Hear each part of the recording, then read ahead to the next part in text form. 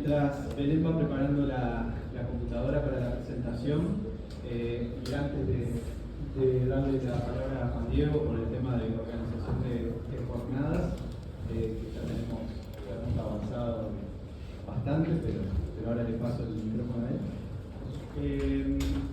Preguntarles, mientras se hace la preparación, si han quedado dudas de lo que conversamos la clase pasada. No sé si tienen alguna duda. Después voy a subir las diapositivas que utilizaron las compañeras, así que tienen ese material a disposición. Algunos de ustedes me han preguntado de dónde estudiar arrendamientos. Arrendamientos es un tema que, como ya quedó claro en la clase pasada, tiene su origen en normativa que ya tiene bastantes años, ha sido modificada, pero las reglas básicas están en los decretos de leyes, tanto arrendamientos urbanos como rurales. Y entonces, bueno, para estudiar eso, el Tarigo sigue siendo una buena opción, el tomo 4 de Tarigo. Ahí, por ejemplo, tienen bastante desarrollado el tema de las legitimaciones, que es un tema importante, de las particularidades de la estructura, todo lo que habíamos visto del desalojo por vencimiento de plazo, desalojo mal pagador, los institutos como la clausura, la reforma del plazo. Y adicionalmente tienen también, que lo veía por acá, el libro de Miguel Tomé, Arrendamientos Urbanos y Contratos Comodatos, un libro que comenta la legislación de arrendamientos. Tiene más material, ¿no? Por ejemplo, Varela Méndez ha estudiado mucho el tema de arrendamientos, incluso él en su momento daba una materia opcional que era arrendamientos horizontal. Tiene bastante material sobre el tema. Pero creo que con eso, con Tarigo, con lo que se vea en clase, con lo que pueda aportar este libro de Miguel Tomé, que también es bastante práctico, es suficiente para ustedes. Tienen también jurisprudencia de interés en EVA y un cuadro comparativo, no sé si todos lo han visto, pero yo hice un cuadro, ahí está el link en EVA, en donde comparamos el régimen estatutario, libre contratación y LUC. Digo, porque ahí tienen en ese cuadro un resumen bastante claro que muestra las diferencias entre los distintos regímenes. ¿Bien? Pero no trata temas como el de la legitimación, ¿no? El de la legitimación es importante que lo vean de Tarigo. ¿Bien? Bueno. Igual.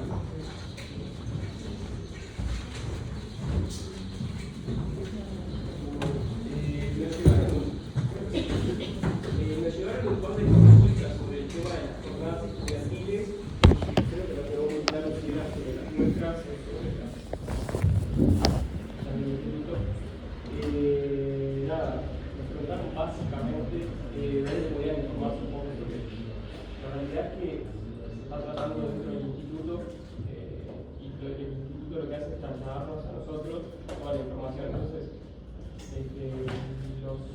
las condiciones generales son las que les comentaba el otro día, pero si tienen alguna duda sobre eso, vengan a hablar conmigo. Ya se difundió, en breve se van a enterar por la página de la facultad entonces, pero si no, vienen a hablar conmigo y yo les comento.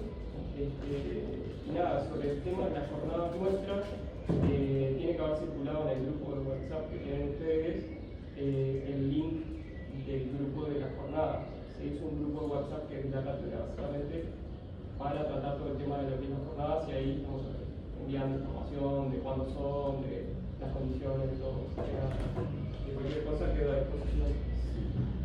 Estaba pensando que hay un link para inscripción. Si no está publicado, lo van a publicar en la página de la facultad porque sé que lo estábamos difundiendo. O sea, eso estoy seguro.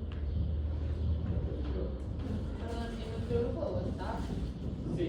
lo tenemos en nosotros. O sea, yo no estoy, pero el grupo que tienen ustedes, entiendo que debería ser uno, debe estar ahí. Por favor. Sí, no.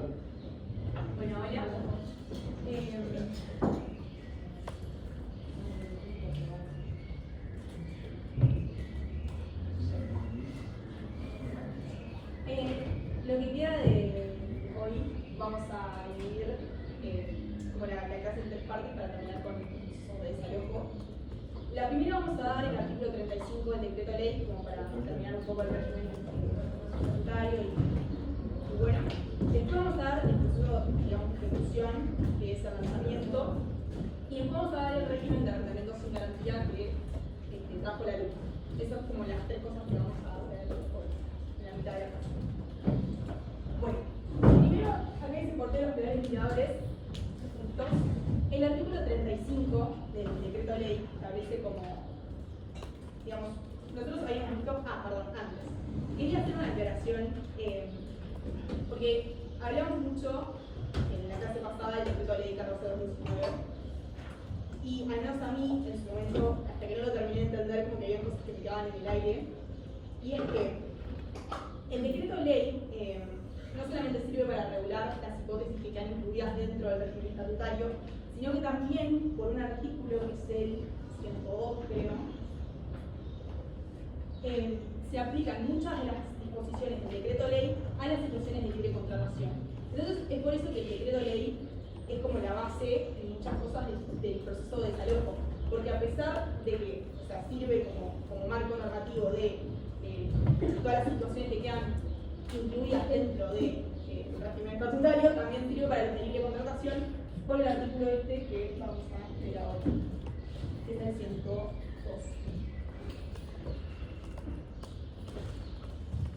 Ahí está. El artículo 102, en el inciso tercero, dice: quedan excluidos de las disposiciones de la presente ley, con excepción de las convenidas en el capítulo séptimo y sección 1 del capítulo 8, los contratos de arrendamiento celebrados con respecto a fincas concluidas con posterioridad al 2 de junio del 68, eso es lo que habían comentado los profesores, pero lo importante es que el capítulo séptimo, que es el que refiere a garantías, y la sección 1 del capítulo 8, que establece cuestiones procesales, esas dos cuestiones, garantías y cuestiones procesales, también se van a aplicar al régimen de libre contratación. Por eso que las normas están entre los artículos 38 y 62 del decreto ley, se aplican también al régimen de libre contratación. Nada, quería aclararlo porque hablamos pila del decreto ley y tal, también queda incluido en las cuestiones de libre contratación. Pero bueno, ahora con el artículo 35. El artículo 35, ya lo escribimos acá, fuimos marcando diferentes como puntos para ir viendo distintas cosas. Primero dice: los porteros, cuidadores, limpiadores, jardineros de casas humanitarios, encargados en general, todos los empleados que están al servicio de conventillos, casas, utilidades, apartamentos, escritorios y similares, y a los cuales les proporcione vivienda en el propio edificio que sirven. O sea, acá lo que hace el artículo es marcar básicamente el presupuesto o la legitimación pasiva, básicamente. Creo que no lo introduje mucho, pero el artículo 35 establece como, nosotros vimos el desalojo por vencimiento de plazo, desalojo por mal pagador, pilar a los desalojo de ocupante precario. Hay otros supuestos en la norma, y este establece como otra, no sé si es causal, en realidad está bien llamarlo, un desalojo especial. Y nada, el sujeto pasivo, digamos, o el presupuesto que tenemos que tener es el primero, ¿quiénes son los sujetos a los que vamos a poder desalojar? Son todas las personas a las cuales se proporcione vivienda en el propio edificio. Esto es lo primero que tenemos que saber. Después sigue el artículo de que con la única compensación de que por tal concepto utilizan las leyes, reglamentos, de abusos consumos salarios o resolución de COPIN, no tienen la calidad de arrendatario. Esta es una aclaración que hace la norma. Entonces, todas estas personas no van a ser consideradas arrendatarias, sino que van a estar incluidas en este supuesto del artículo 35. Acá lo que le faltó a Belén es la foto de Franchella con el encargado positivo.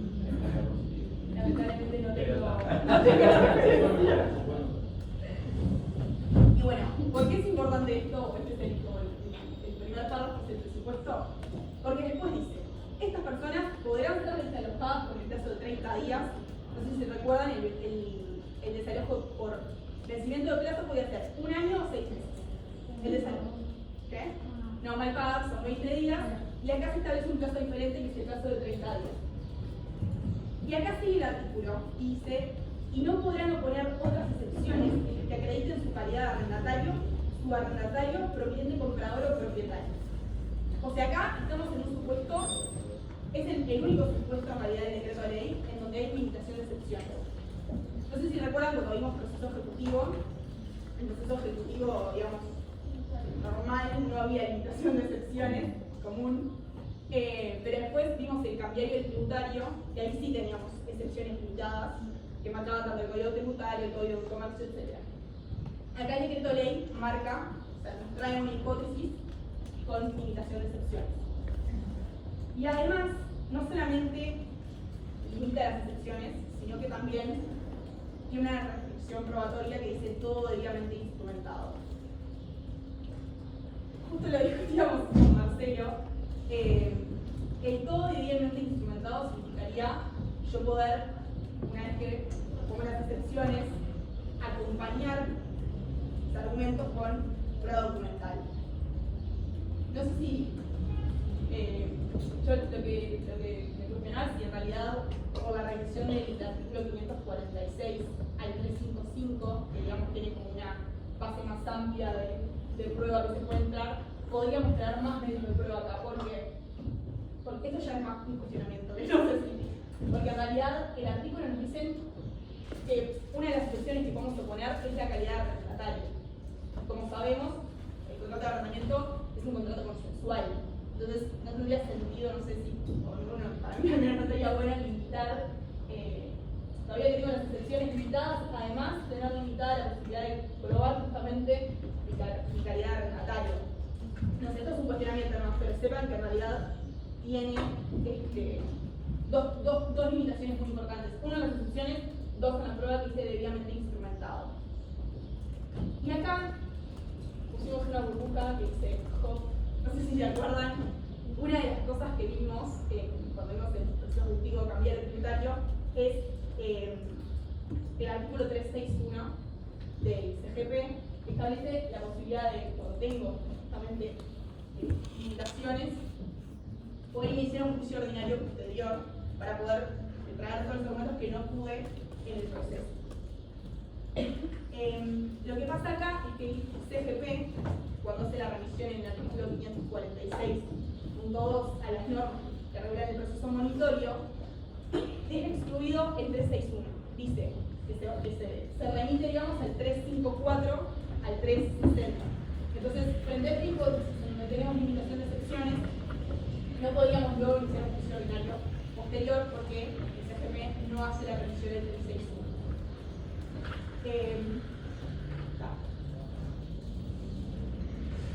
Esto es del artículo 35, si uno quiere hacer un comentario o tiene alguna duda. Pero bueno, sepan que hay una situación especial que por la legitimación pasiva, bueno, acá no se les comenté, pero claro, tendríamos un contrato laboral, un contrato de arrendamiento de servicios que digamos, fundamentaría que estas son personas que en su remuneración, tendrían como parte de su remuneración haría vivienda en el lugar en el que propio discusiones sirven. Y bueno, y tienen estas limitaciones. Lo que sí cambia es con el plazo, que son 30 días. Y bueno, eso es un poco. Bueno, lanzamiento. ¿Qué ocurre si todo el plazo del desalojo del demandado permanece así? ¿Qué pasa si Marcelo ese arrendador inició el arrendador inicia un proceso de desalojo contra Juan Diego, forma el pagador? Juan Diego se presenta muy diligente, propone excepciones, presenta un montón de pruebas, no solo documental, sino que trae testigos, tiene todo, se organiza el proceso, tenemos una audiencia, como es mal pagador y entra en el decreto de ley tenemos, mal pagador no me sirve. Su mamá fue por vencimiento de plazo y todavía tiene un año para desalojar. Marcelo estuvo pila de tiempo, gastó un montón de energía, de todo en este proceso, y todavía Juan Diego pasa el año y no se fue. Tenemos la exclusión en el proceso de desalojo que tiene un nombre especial que es el lanzamiento, que en realidad, vamos a ver la misma.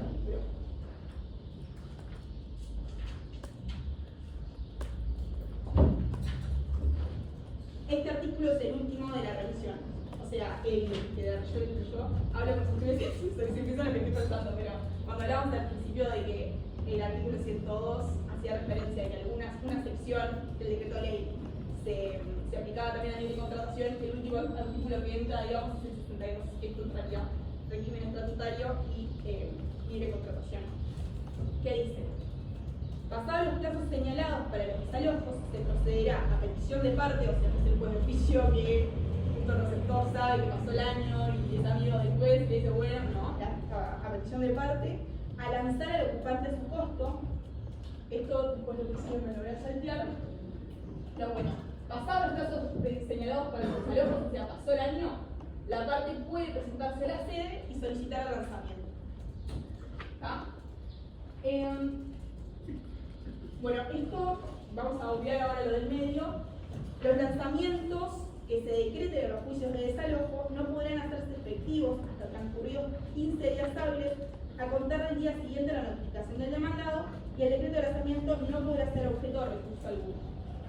Dos cosas. Entonces, lo primero es, se decreta lanzamiento una vez que digamos, se presenté ante la sede, se decreta lanzamiento y tengo que esperar 15, o sea, se va a notificar al demandado y tengo que esperar 15 días para hacer efectivo el lanzamiento.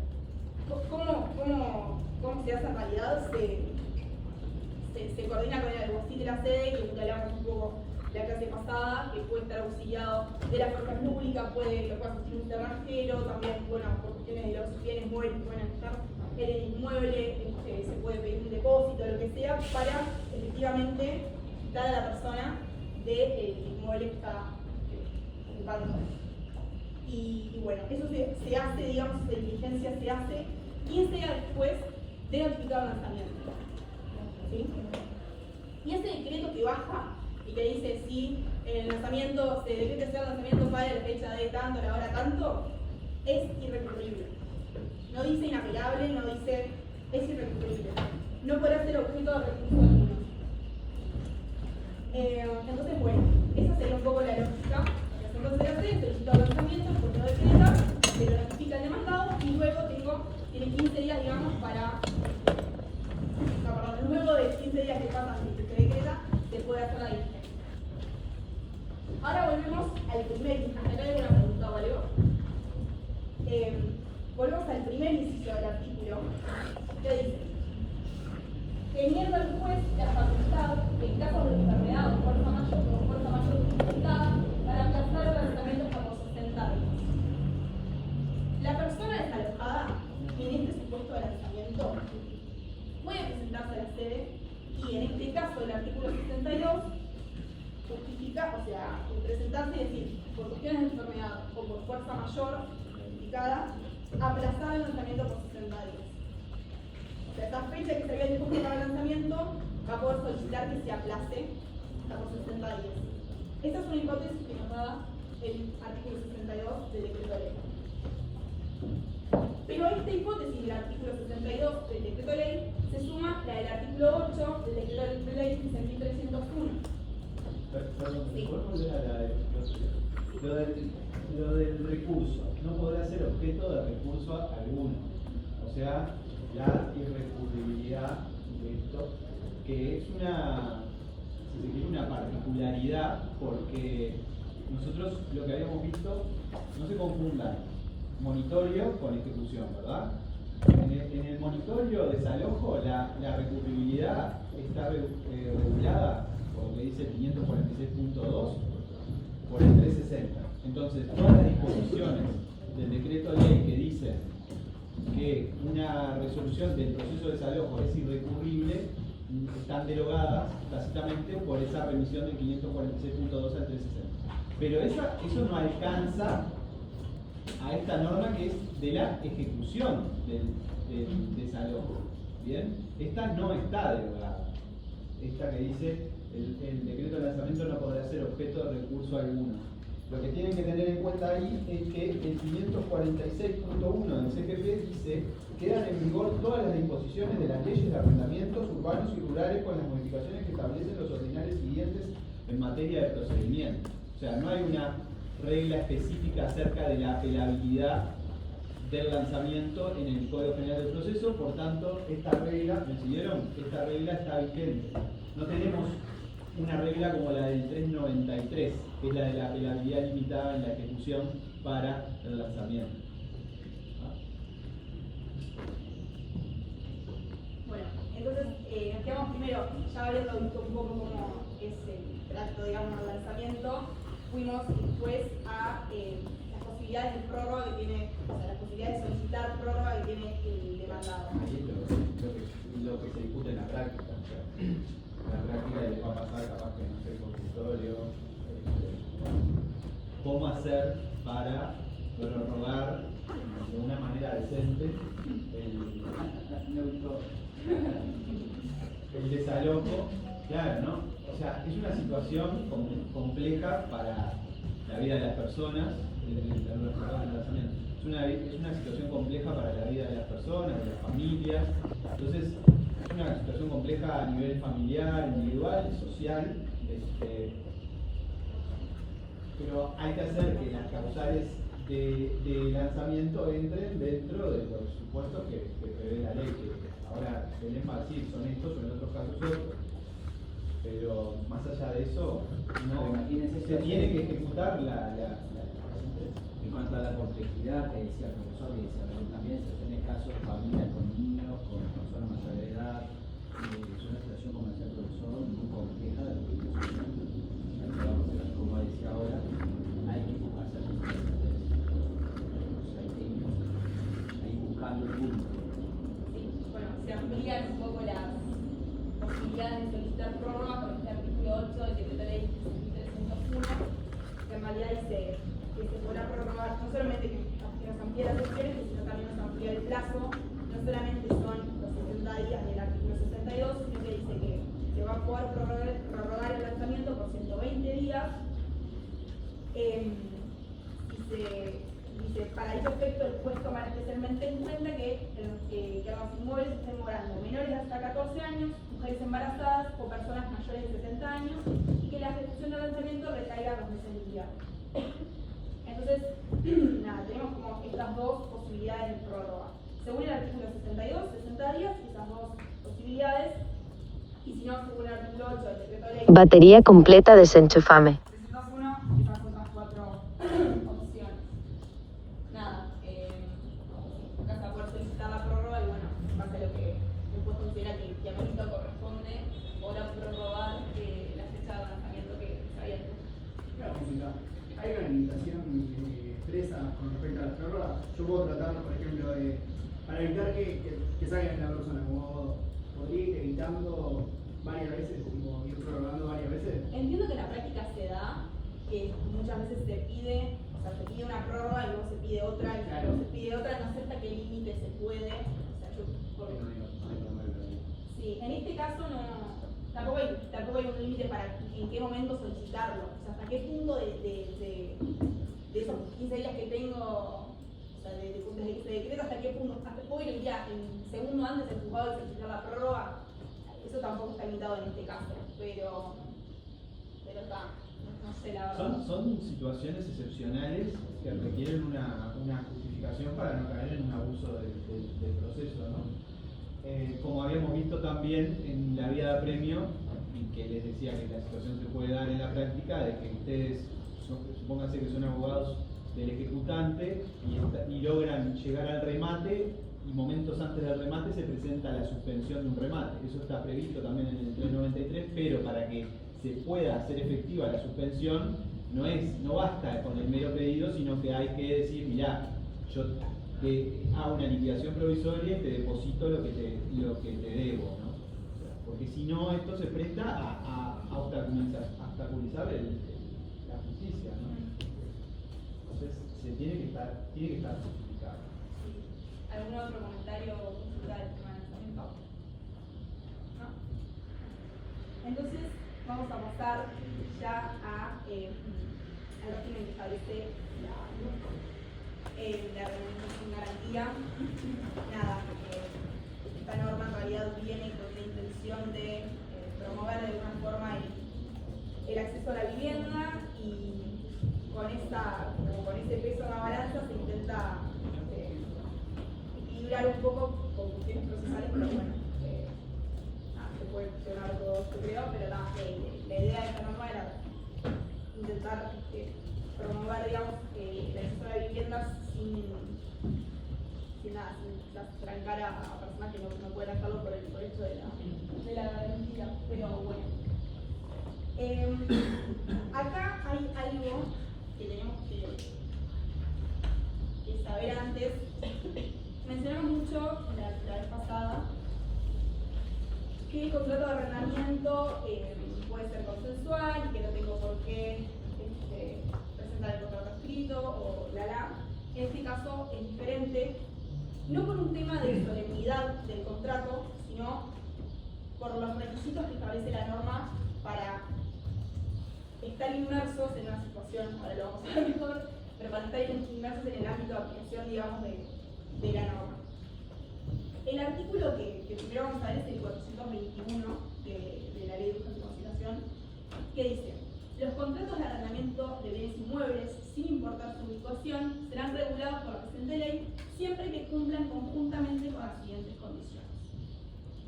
Son estas 5 las condiciones que se tienen que cumplir, digamos, para que se aplique estas normas que dispone la ley que vamos a ir viendo. Primero, el destino del inmueble sea casa habitación. Nada, esto no tiene mucha vuelta, pero nada, lo primero es que en el contrato se tiene que establecer que como finalidad es de casa habitación. La norma acá hace una aclaración de, bueno, cuándo se considera o no desvío de la finalidad, digamos, pero destino es casa habitación. Luego, ausencia de garantías. Esto es que no tiene que haber, o sea, no tiene por qué decir el contrato no hay garantías, sino que con que no hayan garantías en favor del arrendador ya sería suficiente, pero bueno, es lo fundamental, digamos. En tercer lugar, el contrato se extiende en el régimen común, o sea, en el régimen no LUC, el contrato de arrendamiento no necesariamente tiene que tener garantías, eso depende de la voluntad del arrendador. Hay un régimen de garantías regulado en el decreto de ley, pero no hace a la conformación del contrato, o sea, se puede alquilar en régimen estatutario o en libre contratación sin garantía. Eso está, por ejemplo, estudiado en el libro que les comentaba del viento. ¿Hay una mano? Bien, después el contrato se extienda por escrito. Esto, en realidad, de nuevo, el hecho de que el contrato no esté por escrito no significa, o sea, no es una cuestión de solemnidad. No es que el contrato va a ser nulo si no está escrito, sino que el régimen que establece el LUC no se va a aplicar. Por ende, nada, puede haber, ahora lo vemos después, pero puede haber un contrato que no tenga alguno de estos puntos, que en realidad, o sea, es un contrato que existe, vive y que es obligatorio que las partes, pero no se va a regir por los regímenes legales. ¿Por qué? ¿Por el libre disposición? ¿Por el Código Civil? Sí, por el del Código Civil, o si entra en el decreto de ley también en el régimen estatutario, cualquiera de los dos en el EPA. Pero digo, lo que hace que el contrato, lo que hacen estos requisitos es el ámbito de aplicación de la norma, no otra cosa. El contrato sería siendo válido y bueno, después las precios expresamente establecidos, y este punto es importante también, voluntad expresa de solución a la norma. Puede haber un contrato escrito con destino a casa habitación, ausencia de garantías, plazos y precios expresamente establecidos, y además disponga que el plazo de desalojo será de 6 días, que es uno de los plazos que hay, y algunas características más. Pero si no dice que las partes se someten a la norma, no entra en el ámbito de aplicación de la luz, y por esto justamente es que es importante el tema del contrato. O sea, por este último punto es que es importante que tengamos un contrato escrito justamente para poder contrastar la solución a la ley. Acá puse importancia, por el régimen aplicable. Bueno, también porque el hecho de que se cumplan los 5 elementos es una cuestión de admisibilidad, que además es una excepción que va a poder exponer el demandado, pero que después, y también hace características del proceso que vamos a ver existiendo. ¿Alguna duda hasta acá? Bueno, generalidades del proceso. Lo primero es la competencia. Siempre va a ser el juzgado de paz de la localidad del inmueble, a pesar incluso de que lo pueda acumular y tenga un proceso objetivo por cobro de la realidad, todo va a ir igual al juzgado de paz. Ya no es como veíamos en la clase pasada que puede ser un juzgado letrado, siempre va a ser el juzgado de paz de la localidad del inmueble.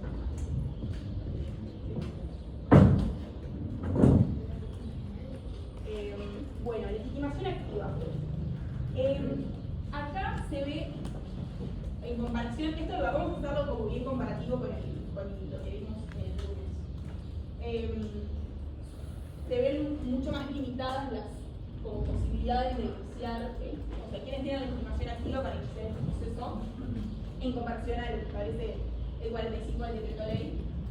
Como decíamos la vez pasada, el arrendador o el subarrendador, que son los estimados naturalmente, luego dice el comité transportador, con derechos posesores sobre el inmueble, el acreedor arbitrético, que también lo vimos, y hasta acá queda lo que establece el artículo 456. Sí, hay un artículo que es el 458, que remite el artículo 60. No lo hace en cuanto a la estimación activa, pero sí en el artículo 458 remite a 3 artículos del decreto ley y uno de ellos es el 60.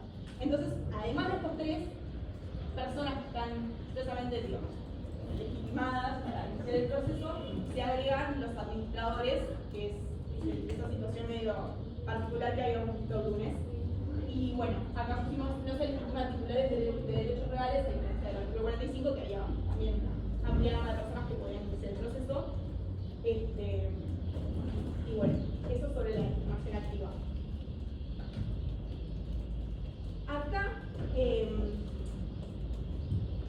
planteamos como esto que en realidad es simplemente una discusión sobre la naturaleza.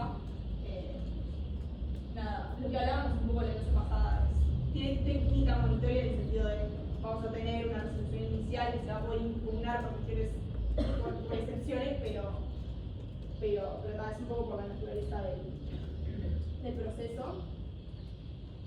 Demanda. No sé si, bueno, algo que no mencioné, el tema de defensa preparatoria es lo mismo que habíamos visto la vez pasada. Va a haber alguna diferencia con respecto a la intimación de pago para el desalojo de mal pagador, pero bueno, en el caso de que sea necesario, se podrá hacer una limpieza preparatoria, no es efectivo. La demanda sí tiene algunas diferencias con lo que habíamos visto el lunes. Igual que en el decreto ley, no se requiere acreditar la titularidad del inmueble, o sea, no tengo que decir soy propietario para iniciar, eso es algo que es igual.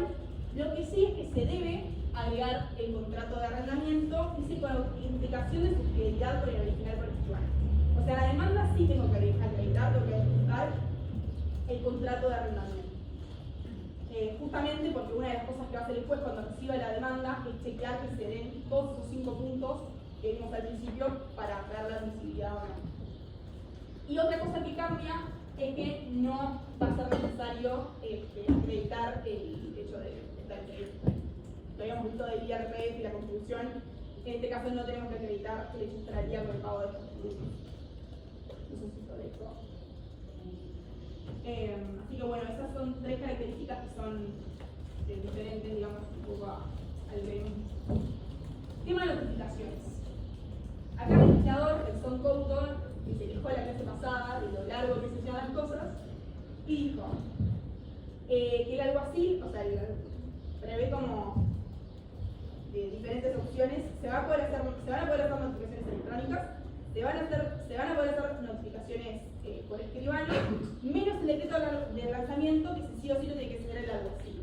Luego el resto de las resoluciones se van a poder, o actuaciones se van a poder notificar de esta manera, de forma electrónica o por escribano, lo que sea. Así que todo con punto para el último.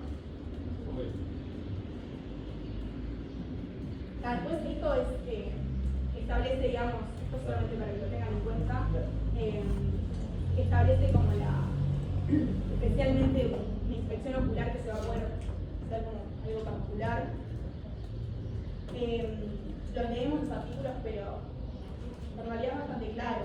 En los procesos de desalojo, dice el 446, sea por conocimiento del caso o por mal pagador, el arrendador podrá promover en cualquier momento la realización de una inspección judicial de su inmueble arrendado a los efectos de comprobar su estado de conservación, las mejoras efectuadas, los defectos existentes, o para comprobar si el uso que se hace del inmueble cumple con los fines del contrato.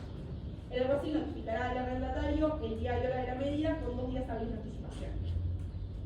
El 447 es similar al 446, sigue la línea, lo que sí como que permite que el arrendador pueda hacer esta diligencia sin expresión de causas si se acordó en el contrato.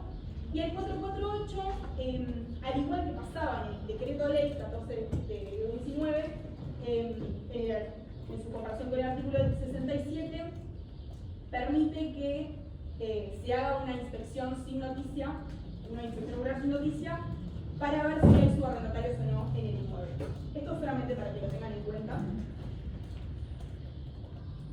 Y bueno, ya dejamos atrás las generalidades y vemos particularmente el desalojo por vencimiento de plazo y el pagador y bueno, las cuentas. No sé si voy muy rápido, cualquier cosa. Bueno, ya vimos presentación de la demanda con las características que hablamos recién. El juez va a verificar, la jueza va a verificar que se cumplan con los requisitos del artículo 421, que son los 5 puntos que vimos. Si no, va a dar para atrás la demanda y vamos a tener, porque es un proceso con estructura monitoria, una providencia inicial. En el desalojo por vencimiento de plazo, el plazo para desalojar son 30 días. Recuerden que el vencimiento de plazo por el decreto ley o bueno, por el sistema de libre contratación sería o de 1 año o de 6 meses. Y acá me baja el proceso del plazo del desalojo a 30 días. Y cita excepciones al demandado por 6 días. O sea, pasa de 10 general del CGP, que ya vimos para desalojos, a 6. Todavía la diferencia, bueno. Estas son las cosas en realidad que no ayudan a la simplicidad procesal. O sea, me parece a mí, ¿no? ¿Qué cambia de bajar de 10 días a 6 días? Nada. Casi nada, en realidad. 4 días hábiles no es casi nada. Y lo que puede provocar en realidad es un mal manejo de la herramienta procesal. Porque, bueno, nosotros tenemos que estar enseñando y ustedes tienen que estar aprendiendo. Y el día de mañana, cuando ejerzan, tienen que estar atentos a todas estas modificaciones. Si ustedes van a presentar una excepción el día 7, 8, 9 o 10, marcharon. ¿Por qué? Porque les quedó en la cabeza que era un monitorio. No, bueno, este es un monitorio con particularidades. Entonces, hay que tener cuidado con estas cosas porque pueden terminar afectando los derechos de las personas a las que ustedes defienden, ¿no? Por una cuestión de que en realidad, en vez de 10, Se discute bastante, o sea, bueno, no es para que recuerde a Valo validamente, se estuvo criticando, digamos, el tema de plazos, certificaciones, excepciones, si de verdad ayudan, colaboran a que el proceso sea más corto o no. Pero bueno, es lo que tenemos. Bueno, sobre el desalojo,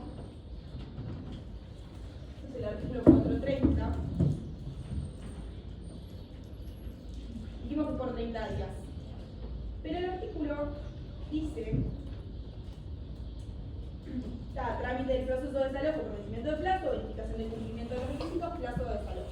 Acá dice, presentada la demanda de desalojo por vencimiento de plazo, ya la vimos, la sede verificará que el contrato de arrendamiento reúna los requisitos establecidos en el artículo 421 de la presente ley.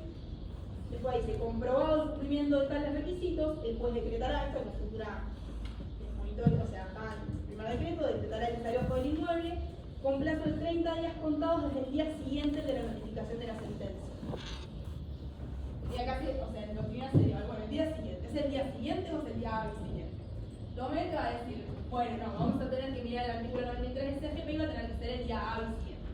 Aval dice, no, este proceso busca ser ágil, rápido, entonces no.